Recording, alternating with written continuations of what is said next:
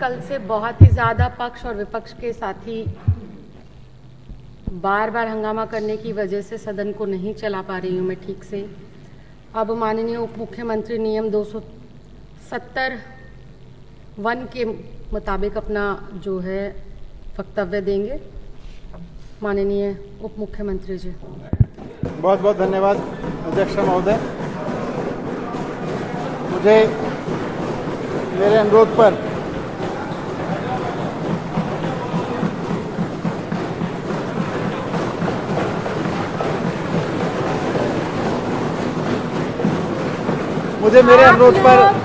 नियम 270 के तहत आप लोगों से सुबह से इस बात की, पहले आप सब लोग बैठिए, रूलिंग सुन लीजिए, बैठ जाइए, बेशक बैठिए। आप लोगों से सुबह से सबसे प्रार्थना की जा रही थी, निवेदन किया जा रहा था कि सहयोग करिए सदन को चलाने में। जो भी अपनी बात रखना चाहता है मैं पूरा समय दूंगी, उस बात को सुनूंगी भी, लेकिन किसी ने किसी भी प्रकार का सहयोग नहीं करा, जिसकी वजह से मुझे सुबह से सदन को एक घंटे के लिए स्थगित करना पड़ा। पहली बात। दूसरी बात, आप लोग रूल 270 पढ़िए। रूल 270 ये कहता है कि किसी भी वाद विवाद में अगर मंत्री परिषद में से कोई भी मंत्री अपना वक्तव्य रखने के लिए अनुमति मांगता है तो चेयर को अनुमति देनी पड़ेगी नियम 270 के तहत। उसी रूल को फॉलो करते हुए अभी माननीय उप मुख्यमंत्री जी के वक्तव्य को हम लोग सुन लेते हैं। आपकी जो बात होगी इसके बाद फिर मैं उसको सुनूंगी और उस पर जो भी रूलिंग होगी, जो भी विचार विमर्श होगा, फिर वो आपके समक्ष रख दिया जाएगा। ठीक अध्यक्ष महोदय, तरीका ठीक नहीं है। बेसाब ये चाहे आप बेसाब पहले ये बताइए, आप बेसाब मेरी एक लाइन सुन लीजिए। बेसाब मेरी एक लाइन सुनिए। मुझे लगता है आप अपने शब्दों को और अपनी बात को चेयर तक पहुंचाने में सक्षम हैं। बाकी 4 लोग क्यों खड़े होते हैं? क्या मैं आपकी आवाज नहीं सुन सकती या आप अपनी बात नहीं पहुंचा सकते? पहुंचा सकते हैं ना, बोल सकते हैं, मुझे बता सकते हैं, क्यों खड़े होते हैं ये लोग? तो आपके विषय को सुनने के लिए मना नहीं किया। बेशक मैंने आपके विषय को पहले मैंने एक रूलिंग दी। अगर मैंने किसी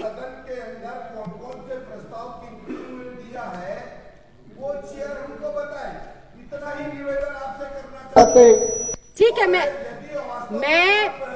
सदन को चलाना चाहते थे तो ये 3 दिन का या पहले बोल दे 3 दिन का सदन बुलाते, उसका 3 दिन का नोटिस करते। हम 3 दिन के अंदर अपना क्वेश्चन भी रख सकते थे, अपना 280 भी रख सकते थे, अल्पकालिक चर्चाओं पे भी बात कर सकते थे, लेकिन उसकी आवश्यकता ही नहीं थी। बहुत बहुत धन्यवाद अध्यक्ष महोदय। आप एक मिनट सुन लीजिए ना बेस साहब, आपकी बात आ गई, आपकी बात मेरे पास आ गई। मैंने क्या बोला? जब मैंने रूल 270 का हवाला देते हुए माननीय उप मुख्यमंत्री जी को बोलने के लिए कहा है, तो मैंने क्या कहा, जब इनका वक्तव्य खत्म हो जाएगा तो मैं आपके जो विचार आए हुए उसको संज्ञान में लूंगी। तो आपको बैठ जाना चाहिए ना। ये बैठ जाइए जमा, और ये बहुत गलत बात है, बहुत गलत बात है, बहुत ही ज्यादा। पिछला 1.5 दिन आप लोगों ने इसी वाद विवाद में खराब करा है। इनको समझाइए, बोलिए माननीय अध्यक्ष महोदय। बार बहुत गलत बात, बैठ जाइए। पिछले कुछ दिनों से कहा जा रहा है कि प्रश्नों के जवाब दीजिए, प्रश्नों के जवाब दीजिए। बैठ जाइए अध्यक्ष महोदय, बार पिछले कुछ दिनों से कहा जा रहा है प्रश्नों के जवाब दीजिए, प्रश्नों के जवाब दीजिए। कल इनकी पार्टी के अध्यक्ष साहब हैं जेपी नड्डा जी आदरणीय, उन्होंने भी कहा केजरीवाल जी हमारे प्रश्नों के जवाब दीजिए। तो मैं समझता हूं कि मैं कुछ प्रश्नों के जवाब देने के लिए आज आपकी अनुमति से यहां खड़ा हुआ हूं। और तरीका ठीक नहीं है, बोल रहे हैं ना। इससे पहले कि मैं अपनी बात तथाकथित प्रश्नों के जवाब में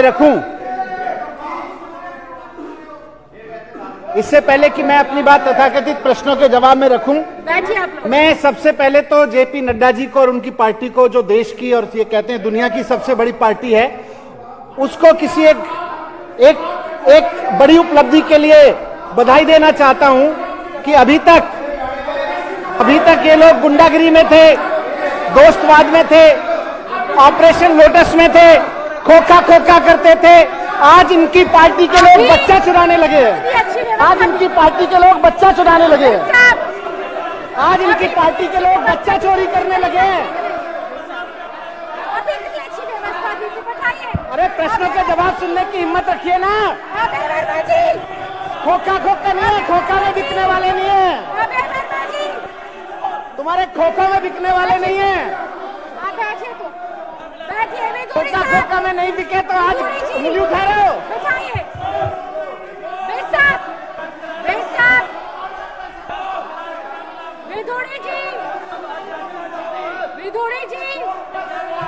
ये बच्चा चोर पार्टी के लोग, ये बच्चा चोर पार्टी के लोग क्या उंगली दिखा रहे हैं मैडम? ये चोर, ये बच्चा चोर पार्टी के लोग, बच्चा चोर पार्टी के लोग उंगली दिखा रहे हैं। अभय वर्मा जी को पूरा दिन के लिए बाहर करिए। देखिए, ये सत्ता पक्ष के सारे साथी बैठे, एक बार सत्ता पक्ष के सारे साथी बैठिए। एक मिनट, अजय महावर जी, अजय महावर जी, जवाब दे रहा हूँ तो जवाब सुनने की हिम्मत रखो ना। बैठो 5 मिनट। विधोड़ी जी, मैं बताता हूँ जवाब क्या है। व्यवस्था बनवाई थी और मैंने आपको ये बोला था कि इनके वक्तव्य के बाद, मंत्री जी के वक्तव्य के बाद मैं आपके लिए रूलिंग दूंगी। कहा था मैंने, को बैठाइए, बैठाइए, बैठाइए एक बार। अजय महावर जी सीट पर चलिए। ओपी शर्मा जी, थोड़ा सहयोग करिए सदन को चलाने में। और जब मैं खड़ी हूँ, अगर मैं खड़ी हूँ तो आपको अपनी चेयर पर वैसे भी चला जाना चाहिए।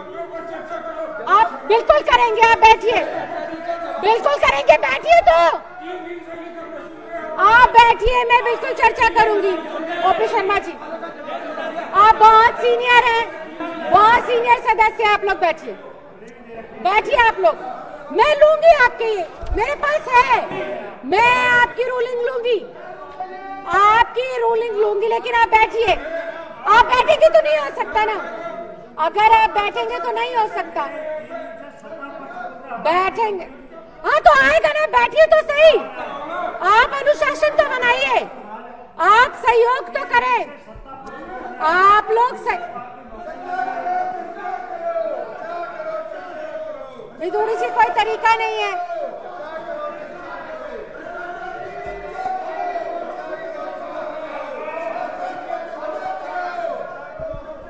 विधोड़ी साहब, फिर आप कहेंगे हमारे बात नहीं सुनाई देती, फिर आप लोग कहेंगे हमारे को सुना नहीं जाता है। मैं आखिरी बार आप लोगों से विनती कर रही हूँ, मैं आखिरी बार विपक्ष के आप 5 साथियों से विनती कर रही हूँ कि आप लोग या तो अनुशासित तरीके से बैठ जाएं, नहीं मुझे आपको भी बाहर करना पड़ेगा। विधोड़ी जी को छोड़कर इन सबको पूरा दिन के लिए बाहर करें। रामवीर विधोड़ी जी को छोड़कर इन सब सदस्यों को पूरा दिन के लिए बाहर किया जाए।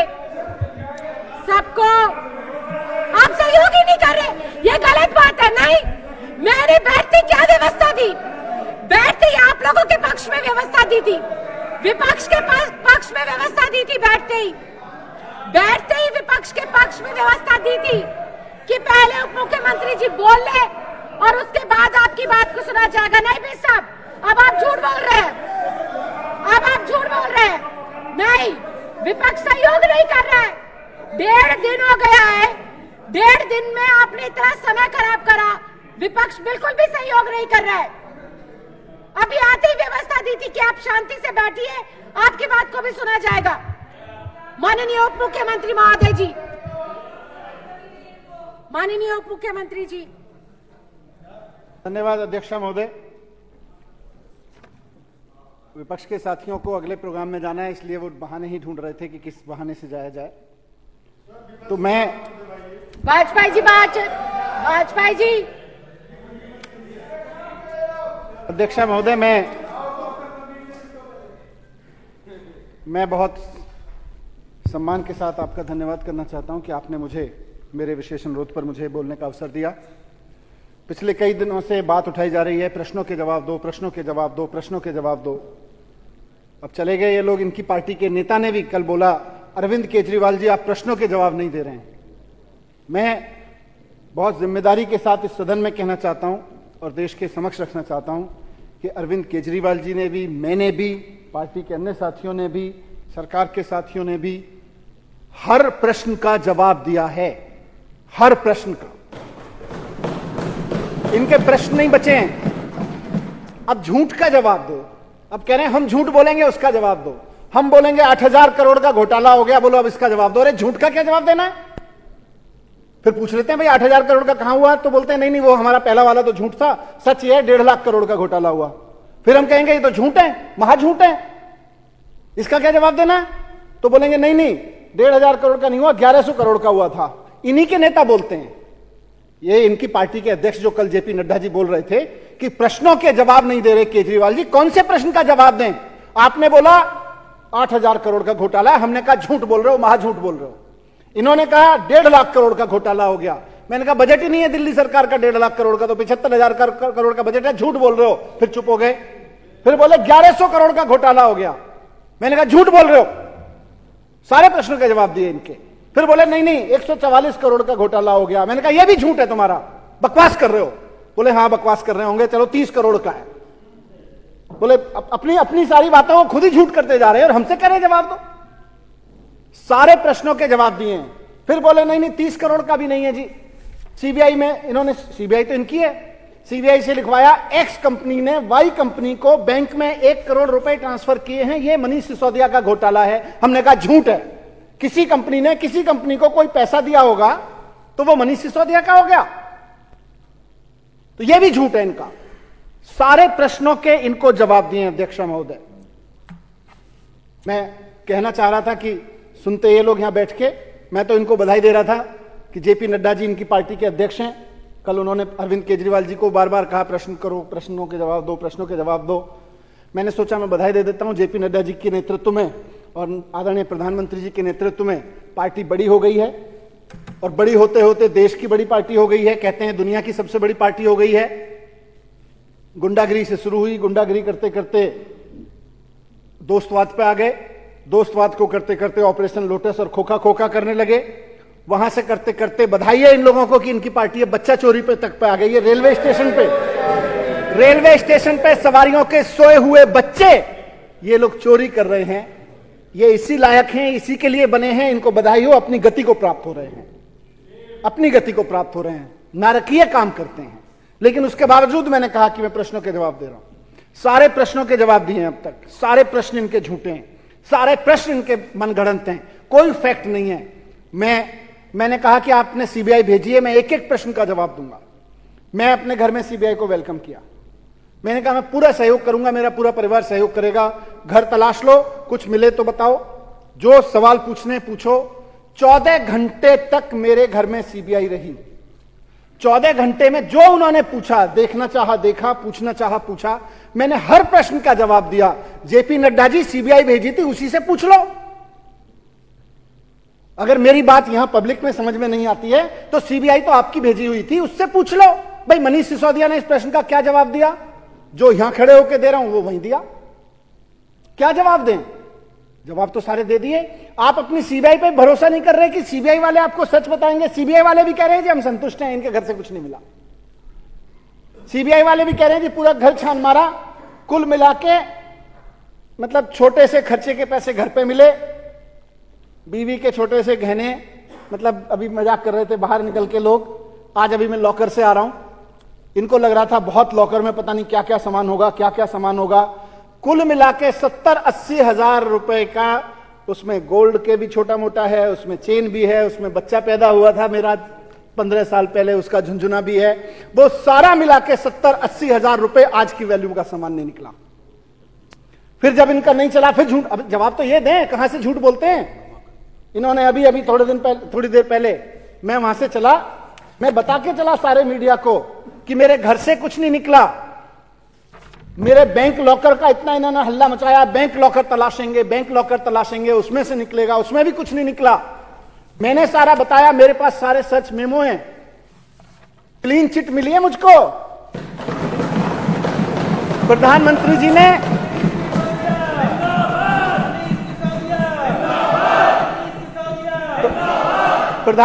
जी ने सीबीआई मेरे घर पे भेज दी, वहां कुछ नहीं मिला। प्रधानमंत्री जी की सीबीआई को मेरे बैंक लॉकर में तलाश लिया, वहां भी कुछ नहीं मिला कि मुझे कह सकें ये भ्रष्टाचार कर रखा है, देखो ये पैसा कहां से आया, देखो ये सोना कहां से आया, देखो ये प्रॉपर्टी कहां से आई। क्लीन चिट है मेरे लिए सीबीआई की, प्रधानमंत्री जी की क्लीन चिट है। सीबीआई वाले भी मान रहे कि संतुष्ट है, बोले कुछ नहीं मिल रहा जी, और बेचारे कहते हैं दबे पांव की जी देखो प्रधानमंत्री जी का दबाव बहुत है, गिरफ्तार तो करना पड़ेगा। वैसे तो क्लीन चिट ही है, आपके यहां से जो कुछ दिख रहा है उसमें तो क्लीन चिट ही है, पर 2-3 महीने के लिए तो बहुत दबाव है कि आपको जेल में डालना। मैं कहता हूं कह दो यार, अपनी नौकरी बचाने के लिए वो डाल दो जेल में, इस देश के भले के लिए 2-4 महीने जेल में भी रह लेंगे, कोई आफत नहीं है मुझको। मैं एक एक प्रश्न का जवाब दे रहा हूं, इनके भी प्रश्नों का जवाब दिए, प्रेस कॉन्फ्रेंस में खड़े होकर जवाब दिए, सीबीआई के सामने खड़े होकर जवाब दिए, बैंक में लॉकर पे खड़े होकर जवाब दिए। अब कह रहे प्रश्न के जवाब नहीं दे रहे, हवा बना रखी है कि प्रश्नों के जवाब नहीं दे रहे, प्रश्नों के जवाब नहीं दे रहे।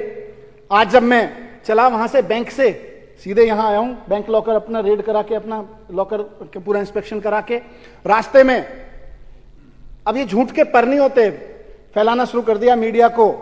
मनीष सिसोदिया के यहां से प्रॉपर्टी के दस्तावेज मिले, मनीष सिसोदिया के यहां से मैंने पूछा भाई कौन सी प्रॉपर्टी के दस्तावेज मिले, मुझे जो सर्च मेमो दिया है मेरे किसी बैंकर में नहीं, बैंक लॉकर में नहीं निकले, मेरे किसी सर्च मेमो में नहीं लिखे, ये कौन सी प्रॉपर्टी के दस्तावेज हैं जो हवा में क्रिएट हो रहे हैं। मैं मीडिया के साथियों को भी सदन के माध्यम से कहना चाह रहा हूं, तथ्यों पर रहिए, ईमानदारी पर रहिए।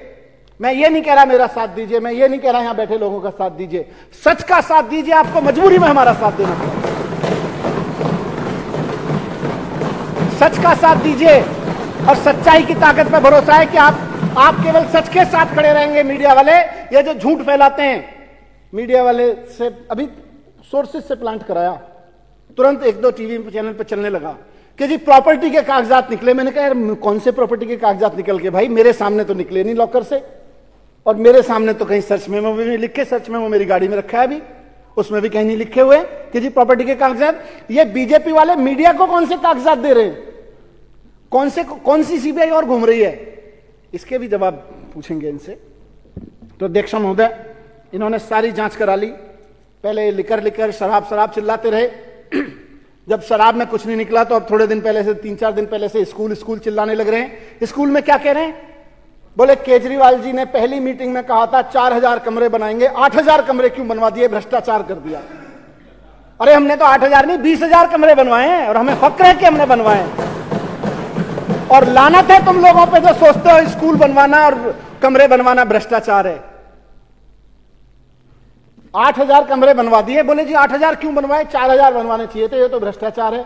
फिर बोले जी टॉयलेट ज्यादा क्यों बनवा दिए, बोले पहली फ्लोर पे टॉयलेट था, दूसरी पे क्यों था, तीसरी और चौथी मंजिल चलो बना भी ली तो उस पर टॉयलेट क्यों बनवा दिए। ये कह रहे हैं भ्रष्टाचार है, ज्यादा टॉयलेट बनवाना भ्रष्टाचार है, ज्यादा कमरे कहने भ्रष्टाचार है। सारी चीजों के जवाब है, सारी चीजों के जवाब है। फिर जब वो भी नहीं चला तो कल इन्हीं की सीबीआई है, इन्हीं के एलजी है, इन्हीं के समय एलजी साहब की तरफ से एक फरमान जारी किया, बच्चे कम हो गए ये भ्रष्टाचार है। बोले स्कूल में बच्चे कम हो गए, बजट बढ़ रहा है। अरे बजट बढ़ा रहे हैं, हम फख्र के साथ कहते हैं। और ये विधानसभा शायद देश की पहली आजादी के इतिहास में 75 साल में पहली विधानसभा है जो पिछले 7 साल से अपने बजट का 25% बजट एजुकेशन पे देती है। इस विधानसभा के और विपक्ष वाले भी कहते हैं कि जी बहुत गर्व है कि हम एजुकेशन पे इतना बजट पास करके देते हैं। कहते हैं बजट ज्यादा कर दिया, भ्रष्टाचार हो गया। फिर बोले नहीं बजट तो चलो ठीक है ज्यादा कर दिया, बच्चे कम हो गए। मैंने कहा यार जरा डेटा दिखाना मुझको। भारत सरकार की वेबसाइट पे डेटा पड़ा हुआ है जिसमें लिखा हुआ है कि 2014-15 में यहां 14.5 लाख बच्चे होते थे दिल्ली के स्कूलों में, आज 18 लाख बच्चे हो गए। सारा डिटेल भारत सरकार की वेबसाइट पे। हवा में से कुछ लाते हैं, फिर कहते हैं प्रश्नों के जवाब दीजिए। अब झूठ के पैर हैं क्या? आपके झूठ का भी जवाब दिया हमने कि झूठ बोल रहे हो, झूठ बोल रहे हो। मैं कहना चाहता हूं कि आपने खूब रेड मचाई मेरे घर में, खूब तमाशा किया। आपकी सीबीआई के भी सारे प्रश्नों के जवाब दिए। आप सीबीआई से पूछ लो, आपको मेरे प्रश्नों के जवाब मेरे उससे मिले हों। मैंने बता दिया कुछ नहीं मिला, कहीं कुछ नहीं है और सब बकवास है, सब झूठ है। फिर भी रोज खड़े होकर कहते हैं जवाब दो, जवाब दो, जवाब दो, जवाब दो। हमने तो आपके एक एक सवाल का जवाब दिया, अब आप हमें जवाब दो। ये सदन कल से पूछ रहा है बार बार, इस सदन में बार बार उठ रहा है, देश में पूरा सवाल उठ रहा है। मैं प्रश्न पूछता हूं और जेपी नड्डा जी और भारतीय जनता पार्टी के नेताओं जवाब दो कि प्रधानमंत्री जी ने दूध और दही पे भी जीएसटी लगा के इतना पैसा सरकार में कमवाया, आम जनता से इतना पैसा लिया प्रधानमंत्री जी ने, दूध और दही जैसी चीजों पे भी, बिस्किट पे जीएसटी लगा के, आम आदमी के चाय बिस्किट पे भी जीएसटी लगा के जितना पैसा कमाया, उसको अपने दोस्तों के कर्ज माफी करने में क्यों लगाया, इसका जवाब दो। यह देश इस हालत में क्यों पहुंच गया कि दूध दही और चाय और बिस्किट पे भी जीएसटी लगेगा और उस जीएसटी से इकट्ठा पैसा प्रधानमंत्री जी के दोस्तों के कर्जे माफी में इस्तेमाल होगा। यह क्यों हुआ, इसकी सीबीआई जांच कराओ, इसका जवाब दो कि लोगों के दूध दही चाय बिस्किट पे टैक्स लगा लगा के इकट्ठा किया गया जीएसटी का पैसा प्रधानमंत्री जी ने अपने दोस्तों के कर्ज माफी पे क्यों खर्च किया, इसका जवाब दो। आज इसका जवाब दो। हमने तो आपके सवालों के जवाब बहुत दिए हैं। ऑपरेशन लोटस आप लोगों ने किया। ऑपरेशन लोटस में पूरे देश में एमएलएज खरीदे, हमारे यहां भी खरीदने की कोशिश नहीं की लेकिन बिके नहीं, लेकिन रेट पता चल गए। इसी रेट के हिसाब से भी अगर देखें तो 6300 करोड़ रुपए इन्होंने एमएलएज खरीदने पे खर्च किए हैं। ये 6300 रुपए कहां से आया जेपी नड्डा जी और प्रधानमंत्री जी, इस बात का जवाब दो। सीबीआई की जांच करो, ईडी की जांच करो कि एमएलए खरीदने के लिए और खरीदे गए एमएलएज को बड़े बड़े 5 स्टार होटलों में रुकवाने का पैसा कहां से आया, इस बात का जवाब दो। ये 63,000 करोड़ रुपए कहां से आया, 6300 करोड़ रुपए कहां से आया।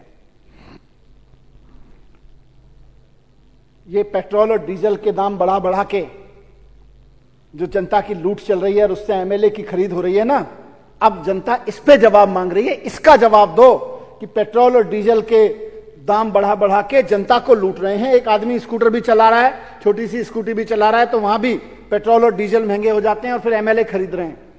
इसका जवाब दो, ये कहां से आया।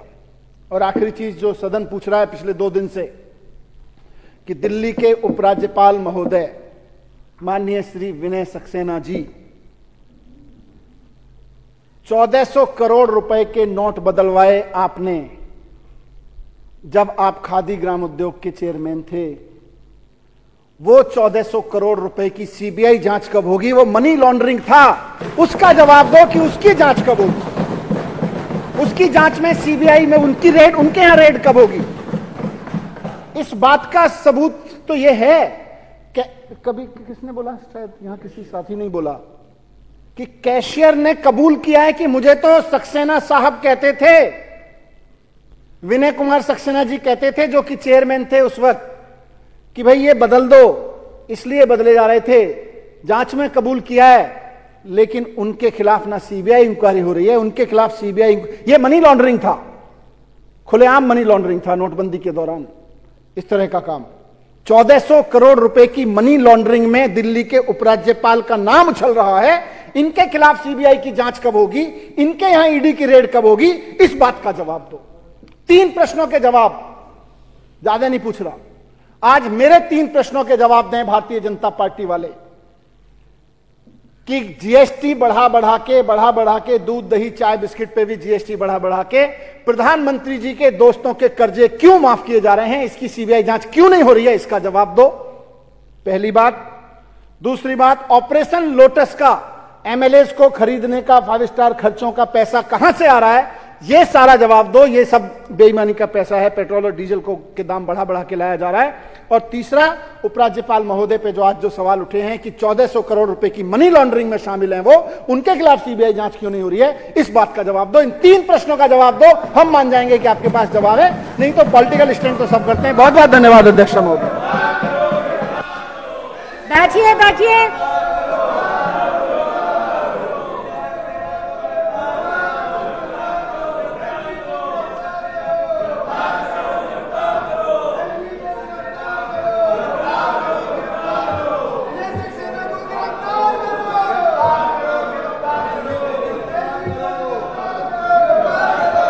सारे साथी अपनी सीट पर जाएं। सभी सदस्य अपनी अपनी सीटों पर जाएं। अपनी सीट पर चले दुर्गेश जी, दुर्गेश जी अपनी सीट पर चलें। चौधरी साहब, चौधरी सुरेंद्र जी, अपनी सीट पर चलें। सभी सदस्य अपनी अपनी सीट पर चलें। सारा भारद्वाज जी सीट पर चलें। करेंगे, सीट पर चलें। माननीय उप मुख्यमंत्री जी सदन में अपनी सीट पर चलें। सब लोग अपनी अपनी सीट पर चलें।